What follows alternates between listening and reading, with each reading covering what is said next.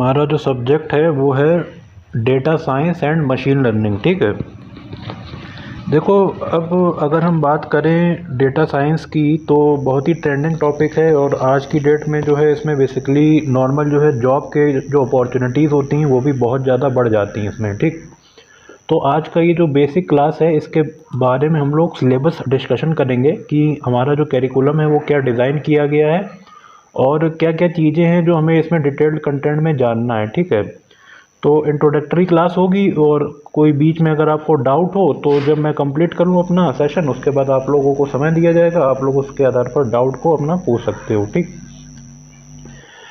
तो अभी मैंने स्टार्टिंग में आप लोगों को बताया कि जो हमारा डेटा साइंस और मशीन लर्निंग है बहुत ही ज़्यादा ट्रेंडिंग टॉपिक है और 99% आज की डेट में आप लोगों के कोई फ्रेंड्स होंगे या कोई रिलेटिव होंगे तो देखा होगा कि कहा जाता है कि अरे क्या करें, जॉब ओरिएंटेड हमें जॉब नहीं मिल रही मार्केट में, इतनी ज़्यादा हमारी जो टेक्नोलॉजी है वो इतनी ज़्यादा एडवांस हो रही है कि सब इसी पे भागते हैं कि हमें जॉब डेटा .NET कर लें कि जावा कर लें कि क्या कर लें। तो उसी को देखते हुए ये जो सबसे ट्रेंडिंग टॉपिक आपका है वो data science and machine learning है। अब क्या होता है इस पे फ़िलहाल तो अगर हम कैरिकुलम के हिसाब से बात करें तो आप लोगों का तो बेसिक टारगेट यही है कि हमें जो है एग्ज़ाम क्रैक करना है और इसमें जो बोर्ड द्वारा एग्ज़ाम होता है इसमें अच्छे नंबर लाने हैं। लेकिन अगर देखा जाए मार्केट में इस कॉस्ट की कीमत अगर देखने जाओ आप लोग तो कम से कम 8 से 10 हज़ार तक का कोर्स होता है पूरा। कहते हैं कि आप डेटा साइंटिस्ट का 1 साल का सर्टिफिकेशन वाला कोर्स कर लो किसी भी इंस्टीट्यूट से, जो बेंगलोर वगैरह की इंडस्ट्री होती हैं वो कराती हैं, तो वहाँ पे आप लोगों को सीखोगे तो उससे अच्छा है कि करना है वो तो खैर एक लाइफ में एक अलग गोल हो गया ना कि हमें जॉब करनी है, तो जॉब के आधार पर हमें क्या करना है क्या नहीं करना है। तो आप अगर इसको अभी जो हमारी क्लासेस होंगी इसको मैं देखो टोटल इसमें अगर हम बात करें तो यूनिट 1 है और यूनिट 2 है, यूनिट 3 है आपकी, ठीक, 4 है, 5 है, 6, 7 यूनिट पूरी जो है आपकी इसमें मेंशन करी गई हैं। तो मुश्किल से अगर हम इसमें बात करें तो 15 से 16 क्लासेस जो है हमारी वो लग जाएंगी। ठीक, तो उसके आधार पर आप लोग इसको बड़े ध्यान से पढ़िएगा और अगर आप आगे चाहते हैं कि कोई कोर्स हमें और टेक्निकल करना है तो आपको बेसिक इंट्रोडक्शन जो है वो यहाँ से क्लियर हो जाएगा। तब आप इन फ्यूचर अगर कभी भी कोई भी कोर्स सर्टिफिकेशन का करने जाओगे तो वहाँ पे आपको उसमें बहुत ज़्यादा आसानी होगी। ठीक, और अच्छा सब्जेक्ट है, इंटरेस्टिंग सब्जेक्ट है, इसमें आपको मतलब पढ़ने में भी मज़ा आएगा क्योंकि CS के हो तो CS में बहुत ज़्यादा चीज़ें रहती हैं कि हम कुछ नया करें और टेक्नोलॉजी हर बार पुरानी हो जाती है। अगर ऐसे बात करो कि देखो सभी लोग लैपटॉप यूज़ करते हो, लैपटॉप में पहले एक ज़माना था पेंटियम आता था, लेकिन आज की डेट में अगर पेंटियम के सिस्टम पे काम करोगे तो आपको मज़ा नहीं आएगी। ठीक, या लैपटॉप की अगर हम बात ना करें, अगर हम बात करें किसकी, हम बात करें मोबाइल नेटवर्क की, तो एक ज़माना था पहले 2G इंटरनेट आया, फिर 3G आया, 4G आया, 5G 6G पे काम चल रहा है आज की डेट में। तो बेसिकली क्या है कि हर ट्रेंड बदलता जाता है कंप्यूटर साइंस के क्षेत्र में। ठीक, अब पहले देख लेते हैं कि इसके बारे में कि देखो यहाँ पर लिखा हुआ है, पहला ये क्या है आपका सिलेबस हमें पता होना चाहिए क्योंकि सिलेबस अगर नहीं पता है तो हमें ये समझ में नहीं आता है कि हमें पढ़ना क्या क्या है। तो उसको जानने के लिए पहले पढ़ना क्या क्या है इंट्रोडक्टरी क्लास में हम पूरा आपका सिलेबस डिस्कशन करते हैं। तो देखो यहाँ पर लिखा हुआ है the diploma holders can computer science engineering needs to understand about the data science and machine learning, how to implement machine learning algorithm. ठीक, तो बेसिकली अभी ये अपने बारे में बता रहा है कि जो बोर्ड के आपके डायरेक्टर बैठे थे उन्होंने कहा कि अगर हम ये वाला सिलेबस आपके सब्जेक्ट में डिज़ाइन करा रहे हैं तो उसमें बेसिकली हमारा कौन सा आपका मोटिव होना चाहिए। ठीक, तो पहले आपको मशीन लर्निंग एल्गोरिथम होती है हमारी, इसके बारे में आपको जानना चाहिए।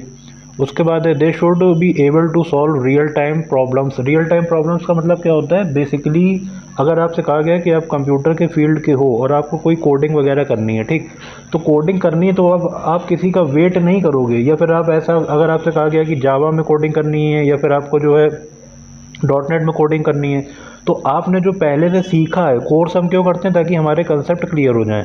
तो रियल टाइम का मतलब यही है कि इन फ्यूचर अगर आप सर्वर साइड पे या फिर क्लाइंट साइड को कोई वर्किंग दे रहे हो तो एट दैट टाइम आप उसको सॉल्व करो, आपको बुक पलटने की ज़रूरत ना हो, जो आपने लैंग्वेज सीखी हैं उसके हिसाब से आपका काम उसमें हो जाए। ठीक, तो यहाँ पर यही बताया गया कि एल्गोरिथम से आपको डेटा साइंस में बहुत ज़्यादा उसकी ज़रूरत पड़ने वाली है। They should able to solve real time problems using data science machine learning techniques and this subject introduce to the curriculum. ठीक। तो इस सब्जेक्ट को इंट्रोड्यूस करने का मतलब यही है कि आप एक अपनी क्वांटिटेटिव अप्रोच रख सको कि आप किसी भी प्रॉब्लम को रियल टाइम पे सॉल्व कर सको, ठीक।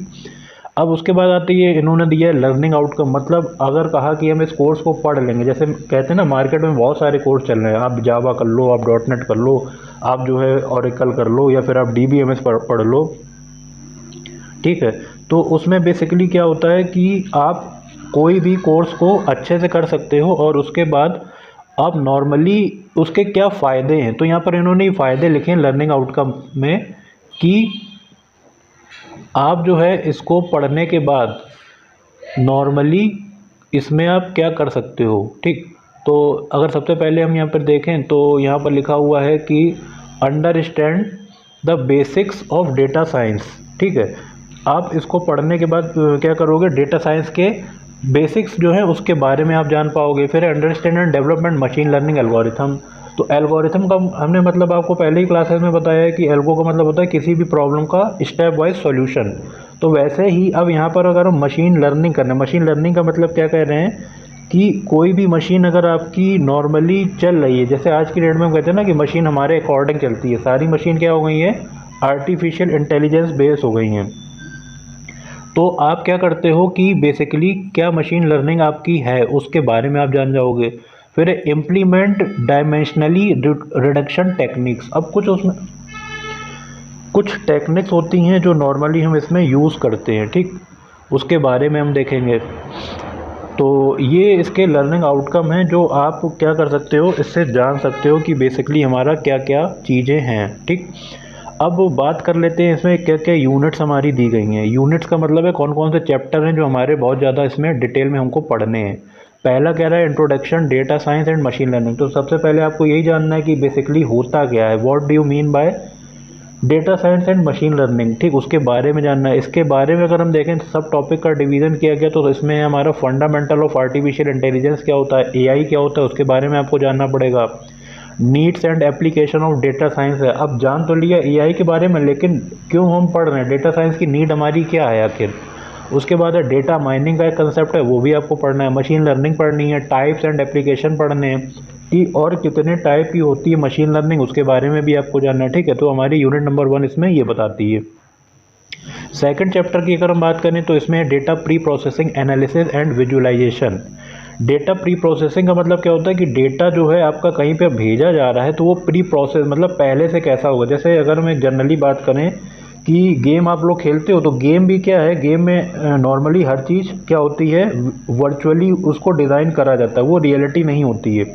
वैसे ही अगर हम थोड़ा सा और एडवांस जाएं, अगर हमारा सैटेलाइट बेस्ड कोई ऑपरेशन है या फिर हम अंतरिक्ष में कोई ऑपरेशन करें, तो वहाँ पर पहले से जब सैटेलाइट लॉन्च किया जाता है तो आर्टिफिशियली उसको, तो उसके बाद क्या होता है कि नॉर्मली हमारा वहाँ पर ये देखा जाता है सैटेलाइट से कोई भी आपका हमारा अगर कोई भी यान भेजा गया या नॉर्मली कोई भी चीज़ हमें अर्थ से भेजी गई, तो उसका एक सिमुलेशन किया जाता है कि प्रोस्पेक्टिव क्या है, वाकई में ये सक्सेसफुल हो जाएगा या फिर ये अनसक्सेसफुल हो जाएगा। तो वही आपका है डेटा प्री प्रोसेसिंग की किसी भी एआई डिवाइस को मार्केट में लॉन्च करने से पहले आपकी क्या उसकी पॉसिबिलिटीज़ हो सकती हैं, वो प्रॉपरली वर्क करेगी कि नहीं करेगी, ठीक, ये जानना होगा उसके बारे में। उसके बाद कुछ टेक्निक्स होती हैं जैसे mean removal, scaling, normalisation techniques, या फिर आपकी जो है बाइनराइजेशन, या फिर one hot encoding, label encoding, data analysing techniques. कुछ ऐसी टेक्निक्स हैं जो इसमें दी गई हैं, वो आपको इसमें पढ़नी है, ठीक है। और इसमें जो आपका मल्टी प्राइवेट प्लॉट्स हैं, ट्रेनिंग डेटा है, टेस्ट डेटा है, परफॉर्मेंस डेटा, ये सब इसी की टर्मिनोलॉजी है आपकी डेटा साइंस की, जिसके बारे में भी आपको जानना इसमें बहुत ज़्यादा ज़रूरी है, ठीक। तीसरी बात अगर हम करें आपका तो है स्टैटिस्टिकल इंटरफेरेंस। इसमें क्या है, population and sample, types of statistical modelling है, टाइप्स ऑफ प्रोबेबिलिटी डिस्ट्रीब्यूशन है, parametric and non parametric method है, डिस्टेंस मैट्रिक्स है। अब इसको एक छोटा सा ओवरव्यू ऐसे समझो, स्टैटिक्स इंटरफेरेंस क्या होता है। स्टैटिक्स का मतलब क्या है कि आप लोगों ने, सभी लोगों ने, अगर हम बात करें तो 9th 10th सभी लोग करके आए हो, ठीक है, सभी लोगों ने अपना एकेडमिक्स 12th तक पढ़ रखा है, तो उसमें आपने मैथ्स भी पढ़ी होगी, मैथ्स में एक स्टैटिक्स का चैप्टर भी था, ठीक। उस चैप्टर में हम क्या करते थे, स्टैटिक्स के रिलेटेड सारे कई बार ग्राफ या फिर चार्ट्स वगैरह जो हैं वो बनाते थे, ठीक। उसमें हम क्या करते थे, जो नॉर्मली आपको कोई भी वैल्यूज़ दी जाती थी आप उसका रिप्रेजेंटेशन करते थे। तो अब यहाँ पर इसका क्या यूज़ हुआ मशीन लर्निंग में, मशीन लर्निंग में इसका यही यूज़ हुआ कि अगर हम मशीन को सिखा रहे हैं, मशीन लर्निंग का मतलब क्या है, यहाँ पर मशीन आपको सिखा रही है, आप मशीन को सिखा रहे हो कि तुम्हें ऐसे वर्क करना है, तो मशीन भी उसके अकॉर्डिंग क्या करेगी, वर्क करेगी। तो मशीन, अब इंसान को सिखाना तो एक छोटी सी बात होती है कि कहते हैं कि अरे इसको ट्यूशन पढ़ा दो, उसको कोचिंग पढ़ा दो, तो एक तो आदमी तो सीख जाता है। लेकिन मशीन को सिखाने का मतलब है कि मशीन कोई आपका लिविंग थिंग तो है नहीं। इसका मतलब क्या है कि हमें उसके सेंसर को सिखाना पड़ेगा कि हम उससे कैसा वर्क करना चाहते हैं।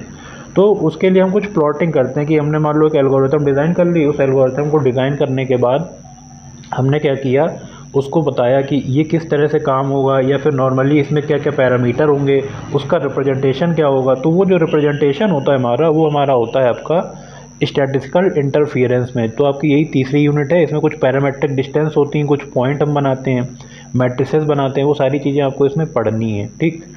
उसके बाद हम बात करते हैं यूनिट नंबर 4 की। इसमें क्या कह रहा है, exploratory data analysis and data science process. अब यहाँ पर बात ये आ रही है कि आपने पैरामीटर तो दे दिए, लेकिन वो पैरामीटर वर्क किस तरीके से करेंगे, आप उसको इम्प्लीमेंट किस तरीके से करोगे, तो वो हमारा कहलाता है एक्सप्लोरेटरी डेटा एनालिसिस। आप उसमें डेटा की एनालिसिस करोगे, जो आपने डेटा दिया वो डेटा किस तरीके का है और किस पॉइंट पर कौन सी वैल्यू काम करेगी, वो हमारा कहलाता है एक्सप्लोरेटरी डेटा एनालिसिस और डेटा साइंस प्रोसेस में, ठीक। तो इसमें देखो अगर क्या लिखा है कि बेसिक टूल्स हैं जैसे प्लॉट, ग्राफ, समरी, स्टैटिकल। तो मतलब अब हमने क्या किया, न्यूमेरिकल वैल्यूज़ को हमने प्लॉटिंग का काम किया कि किस प्लॉट पे किसकी क्या वैल्यूज़ आएंगी, ठीक। उसके बाद है ईडीए, फिलॉसफी ऑफ ईडीए। क्या है, ईडीए बहुत ज़्यादा इंपॉर्टेंट है, ये पूछा भी जाता है। तो जब इस यूनिट को डिटेल में जाएंगे तो सबसे पहले ईडीए के बारे में ही हम लोग जानेंगे। उसके बाद हमारी है unit number 5 machine learning algorithm. अब देखो यहाँ से क्या हुआ, जैसे एक छोटी सी हम बात करें कि आपको कोई भी प्रोग्राम बनाना है, तो डायरेक्ट आप प्रोग्राम में कोडिंग लिखना स्टार्ट नहीं कर देते हो। आप पहले क्या करते हो, उसका लॉजिक समझते हो, लॉजिक समझने के बाद आप क्या करते हो, आप उसको नॉर्मली इम्प्लीमेंट करते हो, फिर आप जो है उसका फ्लो चार्ट बनाते हो, फ्लो चार्ट के बाद आप उसको धीरे धीरे उसकी लॉजिक, बिजनेस लॉजिक को समझते हो, फिर उसको आप इम्प्लीमेंट करके कोडिंग के हिसाब से उसको अपना उसमें किसी भी लैंग्वेज में लिख देते हो। तो यहाँ पर बात हो रही है कि मशीन लर्निंग एल्गोरिथम की। अब आप आपको पहले वैल्यूज़ मिल गई, पैरामीटर मिल गए, अब उन वैल्यूज़ को आप कैसे डिज़ाइन करोगे, कौन सी उसमें एल्गोरिथम लगाओगे। तो मशीन को समझाने के लिए उसकी एल्गोरिथम की थोड़ी सी क्या होती है, कॉम्प्लेक्सिटी वाली ज़्यादा होती है। तो उसी के लिए यहाँ पर इन्होंने लिख दिया introduction to supervised learning algorithm. Supervised learning algorithm क्या है, ऐसे समझ सकते हो बिल्कुल लेमैन की लैंग्वेज में कि ये एक ऐसी टेक्निक है जिसके द्वारा हम किसी भी मशीन को समझाते हैं कि मशीन तुमको ये काम करना है। जैसे कहते हैं ना कि आजकल आपके स्मार्ट बल्ब आ गए हैं या स्मार्ट टीवी आ गए हैं, तो आप हर चीज़ को मोबाइल से ऑपरेट कर लेते हो, ठीक। तो उन सबको पहले क्या किया होगा, वो सब में पहले सबको सुपरवाइज्ड लर्निंग एल्गोरिथम सब में लगाया गया होगा, तभी जाके वो स्मार्ट बन पाए, ठीक। तो यहाँ पर क्या लिखा हुआ है, डिसीजन ट्री रिग्रेशन है, nearest neighbour SVM to introduction, unsupervised learning है, के मीन है, डायमेंशनली रिडक्शन है, टेक्निक्स है और न्यूरल नेटवर्क्स है। अब यहाँ पर जो थोड़ा सा कंसेप्ट आपका आया है एआई का। एआई का मतलब क्या होता है, आर्टिफिशियल इंटेलिजेंस। कभी भी अगर पढ़ा हो आप लोगों ने अभी तक के अपने सब्जेक्ट्स में एआई के बारे में, तो वहाँ पर भी ये चीज़ें हम लोगों ने पढ़ रखी हैं कि सुपरवाइज्ड लर्निंग क्या होती है या फिर आपका अनसुपरवाइज्ड लर्निंग क्या होती है, ठीक है। वो सारी चीज़ें आप इसमें देखोगे। अब इसमें एक बात और करी गई न्यूरल नेटवर्क की। न्यूरल नेटवर्क का मतलब क्या है, न्यूरल का मतलब होता है कि जो हमारे बॉडी के सेंशनल वो होते हैं, जैसे बॉडी हमारी मूव करती है तो बॉडी सांस ले रही है, या किसी ने आपको बुलाया तो आप पीछे पलट के देखने लगे, या फिर क्या हुआ कि आपने कोई गर्म चीज़ पकड़ी, एकदम से क्या हुआ आप उसको छोड़ दोगे। तो ये ऐसे जो कह सकते हो कि एक सिग्नल आते हैं अंदर से, तुरंत आपका रिएक्शन होता है। या मान लो रास्ते में जा रहे हो और आपको लगा पीछे से कोई कार आके हमें टक्कर मार देगी, तो आप तुरंत क्या होगे, एक दहशत जैसी होती है, कोई हॉर्न मारेगा तो आप साइड हो जाओगे। ये जो सारे सेंसेशनल जो आपकी वो होती है प्रतिक्रिया, वो हमारी आती है न्यूरल में, जो नर्वों के द्वारा सिस्टम में किया जाता है। तो इस चीज़ को इन्होंने क्या किया, अब उन्होंने कहा कि अगर हम रोबोटिक्स की बात करें, हम यहाँ से हम जा रहे हैं रोबोटिक्स के अंदर, ठीक। रोबोटिक्स में बेसिकली एक एक चीज़, जैसे रोबोट है, रोबोट को आपने कह दिया, जैसे मान लो आपने एलेक्सा वगैरह यूज़ किया हो, तो एलेक्सा से जो आप बोलते हो तो वो पहले रिकॉग्नाइज़ करती है, फिर विद इन अ सेकंड आपको क्या करती है, वो आपको रिप्लाई कर देती है। वैसे ही जब हम मशीन लर्निंग की बात करते हैं, मशीन लर्निंग में हम कोई भी आपका वो बनाते हैं तो उसमें वॉइस सिंक्रोनाइजेशन के थ्रू जो हम इम्प्लीमेंटेशन कराते हैं बॉडी का, या हम कोई गेस्चर देते हैं, जैसे मान लो पहले हम लोगों ने क्लासेस में नहीं देखा था कि ऐसे ही आ गए, जैसे मान लो आजकल जो एडवांस टीवी आ रहे हैं, टीवी मूव करते हैं, जैसे मान लो आपको टीवी चारों दिशा में मूव करेंगे, आपको जिस डायरेक्शन में मूव करना है आप ताली बजा दो या कोई ऐसा उसमें वॉइस रिकॉग्निशन सेट कर दो तो टीवी का जो मूव है वो आपकी तरफ हो जाएगा। तो ये सारे जो सेंसेशनल वो होते हैं मूवमेंट, वो आपको न्यूरल नेटवर्क के द्वारा हम उसको कंट्रोल करते हैं मशीन लर्निंग में या फिर हम एआई में, दोनों में सेम काम करता है हमारा न्यूरल नेटवर्क। इसके बारे में भी हम लोग इसमें पढ़ेंगे, ठीक। उसके बाद है हमारा यूनिट नंबर 6। यूनिट नंबर 6 है mining social network graphs. Mining का मतलब क्या होता है, कोई चीज़ निकालना, तो सोशल नेटवर्क ग्राफ। अब आप लोगों ने डेटा स्ट्रक्चर में पढ़ा था ना, ग्राफ क्या होते हैं या बनाए भी थे, तो वो जो ग्राफ वहाँ बनाए थे उनका इम्प्लीमेंट होता है यहाँ पर मशीन लर्निंग की लैंग्वेज में। इसमें आपका social network as a graph, clustering of graph, direct discovery of communities in the graph, partitioning of the graph, neighbourhood properties in the graph. तो कुल मिला के कि ग्राफ का मतलब यही है भाई। अब देखो हर चीज़ है आपकी, कोई भी, चाहे आज की डेट में आप मोबाइल ले आओ या फिर स्मार्ट टीवी ले आओ, कुछ भी ले आओ, हर चीज़ में फीचर आ गया कि वो आपका डायरेक्ट वाईफाई से कनेक्ट हो जाता है। लेकिन एक ज़माना था कि जब आपके टीवी आते थे तो टीवी नॉर्मली वो कनेक्शन के लिए नहीं हो पाते थे, उनको में एंटीने से चलाना पड़ता था, कहीं उसे चलाना पड़ता था, ठीक। तो वो जो टेक्निक है कि आपकी कोई भी डिवाइस है एआई के साथ मैच करके आर्टिफिशियली कनेक्ट हो जाए, वो सारी चीज़ें हमारी माइनिंग सोशल नेटवर्किंग ग्राफ से होती है। मतलब कि कुल मिला के आपकी जो मीडिया है, इसको ऐसे समझ सकते हो कि जो आपका डिवाइस है उसको सोशल नेटवर्क के साथ कनेक्ट करने के लिए आप क्या कनेक्टिविटी दे रहे हो मशीन लर्निंग में, वो आपका आप इस यूनिट में पढ़ोगे। तो वो एक रिप्रेजेंटेशन हम करते हैं यहाँ पर ग्राफ के माध्यम से, क्लस्टरिंग कर दी, डायरेक्ट डिस्कवरी ऑफ कम्युनिटीज़ कर दी, पार्टीशनिंग ऑफ ग्राफ कर दी, मतलब कुछ ऐसे मेथड्स हम लगाते हैं जिसके कारण से वो जो हमारी डिवाइस है वो इंटेलिजेंट हो जाती है। अब नेक्स्ट बात करें अगर हम यूनिट नंबर 7 की, data science and ethical issue. अब यहाँ पर बात कर रहा है कि देखो हर चीज़ में कुछ एडवांटेज होता है और कुछ जो है वो डिसएडवांटेज होता है। तो यहाँ पर इन्होंने ये बात करी कि जो आप डेटा साइंस को यूज़ कर रहे हो, डेटा साइंस आप पढ़ रहे हो, उसके कुछ इथिकल इश्यूज़ भी आते हैं। कई लोग कहते हैं, जैसे अब अभी देखो कि एक मुद्दा चल रहा था कि जो हमारा लेटेस्ट 5G अगर आएगा तो वो कहीं ना कहीं अच्छा भी है और कहीं ना कहीं जो है उसके कुछ ना कुछ नुकसानदायक भी हैं। तो उसका मतलब क्या हो गया, उसका मतलब यही हो गया कि अब अगर हम मशीन को एडवांस बना रहे हैं तो कहीं ना कहीं ह्यूमन जो है वो थोड़ा सा कैसा होता जा रहा है, वो थोड़ा सा अनस्मार्ट होता जा रहा है। ह्यूमन जो है अनस्मार्ट हो रहा है और हमारी जो डिवाइसेज हैं बहुत ज़्यादा स्मार्ट हो रही हैं। तो उसी के कुछ इश्यूज़ आपको पढ़ने हैं कि भैया क्या कितना ज़्यादा ज़रूरी है आज की डेट में एआई या फिर मशीन लर्निंग को पढ़ना, या फिर इसके कुछ नेगेटिव इम्पैक्ट भी, उसके बारे में यूनिट नंबर 7 आपकी बता रही है। और ये जो लास्ट यूनिट है इससे पेपर में ज़्यादातर क्वेश्चन डायरेक्ट ही पूछा जाता है। इसमें क्या है आपका डिस्कशन ऑन प्राइवेसी है, ठीक है। वही मैंने बात करी कि प्राइवेसी आपकी कैसी सिक्योर है या फिर अनसिक्योर हो गई है। एथिक्स क्या क्या है, मतलब कहते हैं ना, जैसे मान लो अभी हम लोग क्लास पढ़ रहे हैं, ठीक। अब मान लो कुछ ऐसे लोग हो जो, एक नॉर्मल सी बात है कि अभी क्लासरूम में तो नहीं हो, तो वो फील तो नहीं आ रहा है कि हम ऑनलाइन क्लास कर रहे हैं तो हम क्लासरूम में हैं।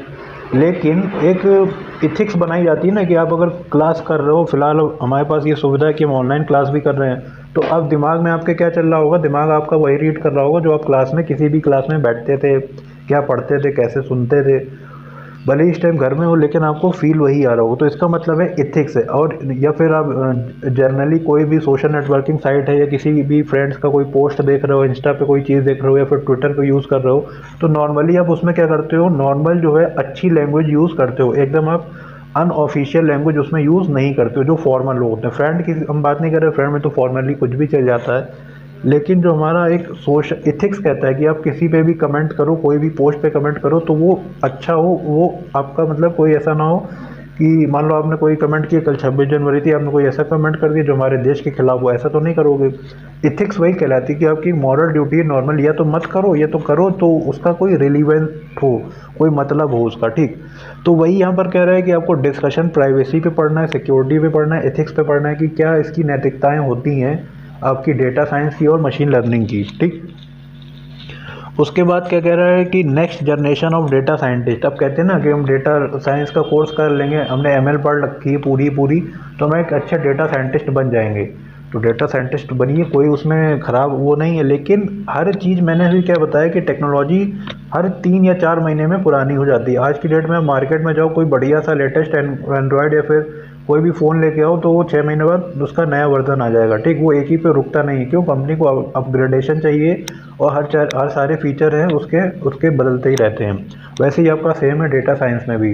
डेटा साइंस यहाँ पर देखने को तो 7 यूनिट में समेट दिया आपको कि इतना है, लेकिन बहुत ज़्यादा एडवांस है और इसमें भी डे बाय डे जो है वो रिसर्च चलती जा रही है। तो इसलिए हमें इसमें इसके हिसाब से चलना पड़ेगा। ठीक, तो ये हो गई बात आपकी इसकी। अब उसके बाद है इसमें कुछ प्रैक्टिकल्स दिए हुए हैं। प्रैक्टिकल्स में कह रहा है कि पहला आपको write a program to implement the decision tree algorithm. Decision tree algorithm के लिए आपको एक इसमें कोड लिखना है। लीनियर रिग्रेशन, ये सब टेस्टिंग वेस्टिंग अगर आप लोगों ने डेटा स्ट्रक्चर में पढ़ रखी हो तो शायद आपको याद हो। उसके बाद है इम्प्लीमेंट टू के नियरेस्ट नेबरर। ठीक है, ये सब आगे डिटेल में पढ़ेंगे जब यूनिट नंबर 3 में जाओगे कि नेबरर, नियरेस्ट नेबरर क्या होता है, एसवीएम एल्गोरिथम क्या होती है, क्लस्टरिंग क्या होती है, फिर write a program to various distance metrics. Distance metrics में कैसे हम डिनोट करते हैं, कैसे कैसे बनाते हैं। उसके बाद write a program to implement the dimensionally reduction techniques. कुछ टेक्निक्स होती हैं वो हम कैसे इम्प्लीमेंट करते हैं, वो सारी चीज़ें हम लोग डिटेल में देखेंगे कि हमें ये चीज़ें करनी है। ठीक, तो ये हमारा सिलेबस डिस्कशन था। अब बाकी अगर किसी को कोई चीज़ अभी थोड़ा डिस्कस करनी हो पूछ लो, फिर कल से हम